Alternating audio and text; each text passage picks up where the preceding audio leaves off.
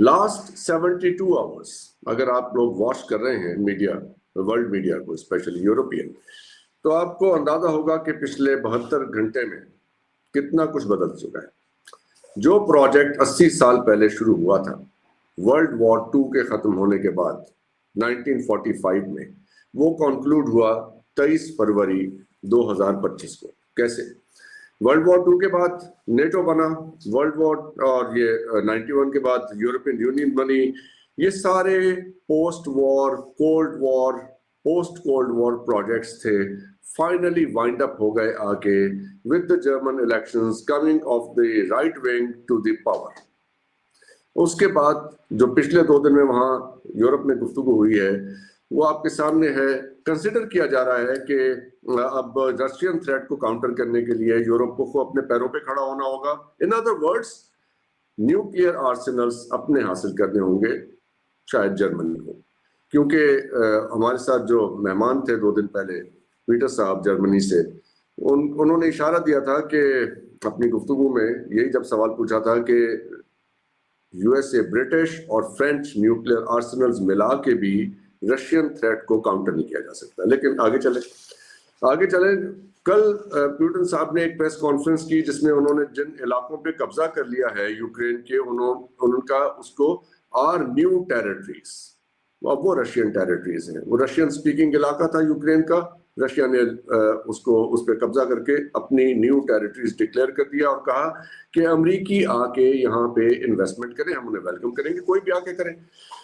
America ने इस पर कोई एतराज नहीं किया, they are okay with everything. इसका क्या मतलब हुआ? इसका मतलब ये हुआ कि जो बॉडीज क्रिएट हुई थी, United Nations, NATO, European union और अलायंसेस, वो सारे वाइंड अप हो गए। अगर कहना चाहें तो ऐसे भी कह लीजिए कि जो इंटरनेशनल लॉ का एक तस्वुर बना था यूनाइटेड नेशंस क्रिएट होने के बाद, अब वो भी एग्जिस्ट नहीं करता। In other words, if you like to say, territorial integrity, sovereignty of nations, territorial sovereignty, इनका कोई कॉन्सेप्ट नहीं है। जो आज मिडिल ईस्ट में हुआ है, सीरिया के इलाकों पे इजराइल ने बमबारी की है और कहा कि सीरिया के इलाकों को हमने डिक्लेयर कर दिया है कि इसको डीमिलिटराइज किया जाएगा, यहाँ पे सीरिया अपनी मिलिट्री नहीं लेके आ सकता। यानी कि सीरिया अपनी ही टेरिटरी के अंदर एक अपनी फौज को नहीं डिप्लॉय कर सकता। इन अदर वर्ड्स, जो प्रेसिडेंट सेट किया गया यूरोप में, उसकी मैनिफेस्टेशन हुई मिडिल ईस्ट में। तो क्या ये समझें कि ये सारा जो खेल खेला गया, इजराइल को फैसिलिटेट करने के लिए खेला गया, वो rules of the game change कर दिए गए, वो कॉन्सेप्ट्स चेंज कर दिए गए, वो पॉलिटिकल कॉन्सेप्ट्स, वो इंटरनेशनल लॉ के कॉन्सेप्ट्स, वो सारी बातें जो पिछले 80 साल में परवान चढ़ी थी, वो खत्म हो गई। ये डिस्कस होगा आज के प्रोग्राम में।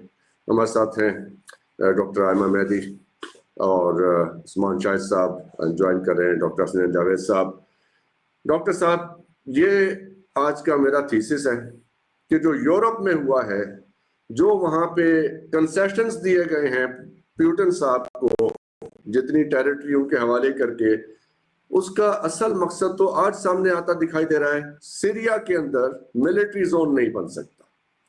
सीरिया की टेरिटरी है, डिक्टेट इजराइल कर रहा है कि जी वहां पे बमबारी की, कि यहाँ पे अगर आपने मिलिट्री डिप्लॉयमेंट की तो ये आपको इजाजत नहीं है। In your own country, in your own territory, you can not deploy your military, क्योंकि हमने फैसला कर लिया कि ये इसको डीमिलिटराइज जोन किया जाएगा। आपको कैसा लग रहा है? Thank you sir. अच्छा, एक थीसिस मैं आपके सामने अर्ज कर चुका हूं और मुमकिन है वो गलत हो जाए। अच्छा, क्योंकि थीसिस होता है, एंटी थीसिस होता है।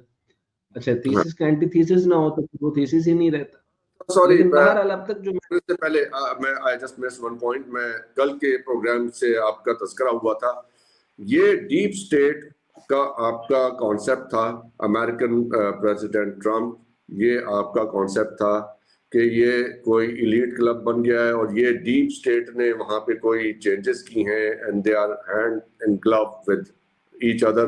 प्रेसिडेंट ट्रम्प और जो नए उनके आर्मी चीफ जिनको जो रिटायर हो गए 6 साल पहले, उनको रीइंस्टेट किया गया है। ये सब कुछ ही कनेक्टेड लग रहा है। नथिंग लुक्स नॉर्मल, जिस यानी जो हमारा कॉन्सेप्ट ऑफ नॉर्मल था आज से 10 दिन पहले doesn't exist. Please go ahead sir. अच्छा, मैं वैसे तो यहाँ से शुरू करना चाह रहा था कि मैं आपको अर्ज करता कि ईरान और इजराइल जो है वो बीच में फंस गया है। ईरान जो है वो इजराइल के दरमियान में, शाम के। अब मामला जो है वो मैटर, इसको समझने के लिए मैं बात करना चाहता था, लेकिन ये है कि फिलहाल इसको जरा दूसरी एक डायमेंशन भी देना चाहता हूँ। एक तो मैंने मुख्तलिफ थेरीज दी, आज एक तीसरी थेरी देकर मैं आपके सामने जो है, जिसको आप बाय नहीं करेंगे, और वो कॉन्स्पिरेसी थेरी है। अच्छा, लेकिन इंटरेस्टिंग बात ये है कि वो कॉन्स्पिरेसी थेरी जो है वो, इसको आप अवॉइड नहीं कर सकते। अच्छा, वो कैसे? आप अंदाजा लगाएं कि जैसे बैरन ट्रम्प कंट्रोवर्सी थ्योरी के बारे में मैं बात कर रहा हूं। अच्छा, सारे लोग इसको सीरियस नहीं ले रहे, लेकिन इसके साथ जो कोइंसिडेंस है वो बड़े इंटरेस्टिंग है। मैं रेफर कर रहा हूं कि एक series of the internet conspiracy theory चल रही है, जो कि 19th सेंचुरी के अंदर, 19वीं सदी के अंदर जो है किताब लिखी गई, एंगरसोल, लॉकवुड। अच्छा, ये जो किताब थी, जो इस किताब का नाम था बैरन ट्रम्प मार्वेलस अंडरग्राउंड जर्नी। ये किताब लिखी गई थी 1893 में। फिर एक किताब लिखी गई थी 1900 में। अच्छा, उस किताब का नाम था, और एक किताब लिखी गई तकरीबन 1896 में, द लास्ट प्रेसिडेंट। अच्छा, ये क्लियर कर दूं कि डोनाल्ड ट्रम्प जो है वो द लास्ट प्रेसिडेंट नहीं है, लेकिन लास्ट प्रेसिडेंट से पहले वाली तमाम हरकतें वो कर रहे हैं। यानी अगर मैं यानी थोड़ा थोड़ा भी जो मैंने आइडिया बताया था, मैंने 2025 को गोल्डमैन सैच ने कहा था कि अमेरिका का जवाल शुरू होता है। मैंने आपको कहा था कि उसमें से आप तकरीबन मेरी तरफ से 10-15 साल और डाल लें। उसका यही अरसा बनता है जो कि मैं कैलकुलेट करने लगा हूं। लेकिन है ये कॉन्स्पिरेसी, वैसे कॉन्स्पिरेसी को आपने सीरियस नहीं लेना। अच्छा, इसमें ये कहा गया कि जो है सीरियसली नहीं ले रहा हूं, आप यकीन रखें, मैंने सीरियसली लेना छोड़ दिया चीजें। The way things are going, I don't no.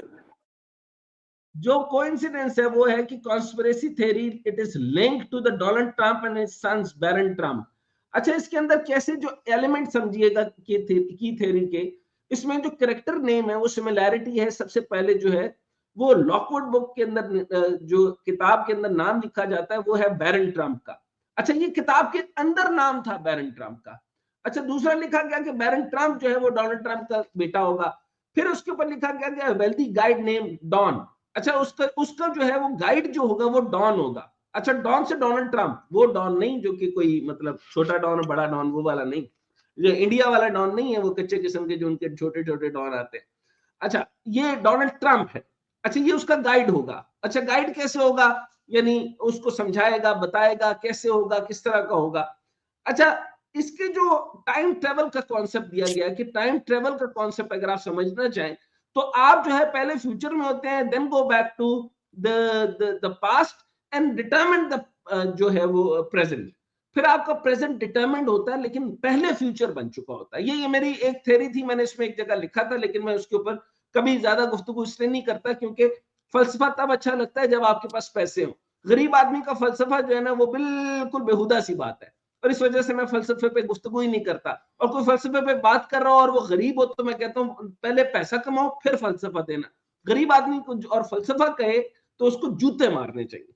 अच्छा, पॉइंट यहां से जो है, ये जो डिस्कवर होता है, आपने पाकिस्तान में देखा नहीं कितने गरीब लोग हैं और यानी उनके जेब में पैसे नहीं है और वो अच्छी अच्छी बातें करके लोगों से चंदा भी लेते हैं, और फिर वो चंदे के पैसों से चीजें खरीदते हैं, और फिर जब उनके पास पैसे आते हैं फिर उनके पास फलसफा मुक जाता है। ठीक हो गया सर? अच्छा, ये जो टाइम ट्रेवल का कॉन्सेप्ट है वो यहां से आता है। उसके ऊपर ये कहते हैं कि parallel with the modern politics 1900 के अंदर लास्ट प्रेसिडेंट की बात आती है, और ये यहाँ पर ये डिपिक्ट किया जा रहा है।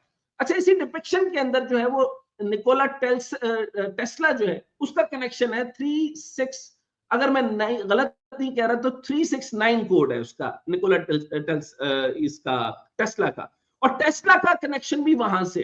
अच्छा, टेस्ला बन चुकी है, एक्स बन चुका है, एक्स मेल आ रहा है, टेस्ला कार छा रही है, स्पेस में वो जा रहे हैं। यानी हम ये नहीं कह सकते कि एक बेवकूफ सा आदमी, मेरे मुताबिक तो यही है कि, लेकिन कोड ने काम किया। अब इसका मतलब कुछ कोडिफिकेशन है कि जिसको डिवेंची कोड कह लेंगे, जो मर्जी कह लें, बहरहाल कुछ ना कुछ तो इसके अंदर है। अब टाइम ट्रेवल के अंदर energy manipulation was a secret study by the US government. इसमें ये कहते हैं कि इन्होंने एक कॉन्स्पिरेसी की जिसके कोड का सीक्रेट किसी न किसी खानदान को पता था, whether it was that Nikola Tesla या फिर ये यानी ट्रंप की फैमिली में से आया। बहरहाल ये डिबंकिंग थ्योरी जो है historian and the literature analyst argue that these books are obscure work to fiction with a coincidental similarity rather than the evidence of the time travel and hidden knowledge. But मेरे मुताबिक ये verified link तो of course नहीं है, मैं ये नहीं कह रहा कि ये है, बट कुछ कोइंसिडेंस है कि लास्ट प्रेसिडेंसी नजर आ रही है। और आप ये देखें कि बहुत डोनाल्ड ट्रंप जो इस वक्त दुनिया में हरकतें कर रहे हैं, इसकी करने के बाद जो इंटरनेशनल हेजमनी खत्म होगी, और वो हेजमनी जब खत्म होगी तो उसके ऊपर आप जरा टाइम को देख लें। इस टाइम बैरन ट्रंप की उम्र जो है वो 15 साल होगी या 16 साल होगी। सो इसके बाद से तकरीबन 35 साल का जो है 35 साल के बाद कोई भी सदर बन सकता है। सो ये भी प्रेसिडेंट कभी नहीं रहा होगा कि इतनी छोटी उम्र का कोई प्रेसिडेंट। आपने तो वो सारा सिम्पसन डिकोड कर दिया यहाँ पे, वो जो उनके अंदर वो सारी कोई भी छोटी उम्र का प्रेसिडेंट हो सकता है। सो मैं इतनी बात यहाँ कर रहा हूँ। फिर मैं थोड़ी सी बात कर रहा हूं कि शाम के अंदर ग्रेटर इसराइल का मामला शुरू हो गया। मैंने कहा था जिस वक्त जिस सदर ने भी ग्रेटर इसराइल पर काम किया मारा जाएगा। शाम ने बड़ी क्लियर कट तरीके से कह दिया कि हम आपसे कोई रेजिस्टेंस नहीं चाहते, हम इसराइल के हक में ही बात करेंगे, हम इसराइल के साथ कोई मज़ाहमत नहीं करते। इसके बावजूद उसके ऊपर हमले जारी हैं। इसका मतलब है कि वो उसको अपनी कॉलोनी समझते हैं और आहिस्ता आहिस्ता शाम समेत बहुत सारे दीगर इस्लामी ममालिक जो हैं वो कर लेंगे, वो अपने कब्जे में लेते जाएंगे। यूएई भी ग्रेटर इसराइल ही समझे। और सऊदी अरब के अंदर जितनी बादशाहत, मुझे तो ये भी शक है, मैं अगली बात नहीं करना चाहता कि कौन कौन सा शहजादा और कौन कौन सा बादशाह कहां से किधर किधर उनका जेनेटिक कोड कहां से मिलता है, मैं बहुत डिटेल में नहीं जाना चाहता। एक नई कॉन्स्पिरेसी, लेकिन है ताल्लुक सबका इजराइल, उस्मान शाहिद है ताल्लुक सबका इजराइल से। ये है मदाखलत का मामला। इसके बाद में आपका जो दूसरे सवाल का जो हिस्सा है वो मैं डिस्कस करूंगा। अब मैं आखिरी बात इधर यहाँ कनेक्ट करते हुए, आपने शाम को देख लिया, शाम रेजिस्टेंस नहीं दे रहा, आईएसआईएस रेजिस्टेंस नहीं, आईएस के लोग जो हैं या अलकायदा के लोग जो हैं वो अब शक्लें बदल रहे हैं, इस्लाम लिबरलाइज हो रहा है। मैंने कल 3 बातें की थी कि ईरान जो है वो कम्युनिस्ट मजहबी हो जाएगा। दूसरा मैंने आपको क्या कहा था, चाइना जो है वो इकोनॉमिक कम्युनिज्म पे चला जाएगा। और तीसरा मैंने क्या कहा था, और तीसरा मैंने आपको कहा था मिलिटरीली जो है वो रशिया पूरी दुनिया के ऊपर ताकत का राज करेगा दोबारा से, और सारा यूरोप जो है माशी तौर पे जो है चाइना का पपेट बन जाएगा और ताकत के लिहाज से रशिया का। अब यहाँ पर मैं आपको बताऊं अब की बात, आखिरी ट्रंप का मामला। ट्रंप सिर्फ और सिर्फ सामने नजर आ रहे हैं, ये इस्टेब्लिशमेंट वर्सेस इस्टेब्लिशमेंट है। 6 साल बाद दोबारा से वो एक्स प्रेसिडेंट, मैं इतना बताइए, एक्स जनरल जो है वो वापस आया है, एक्स जनरल वापस आया है। अच्छा, अमेरिका में एक्स जनरल वापस आ सकता है तो पूरी दुनिया में भी तो आ सकता है।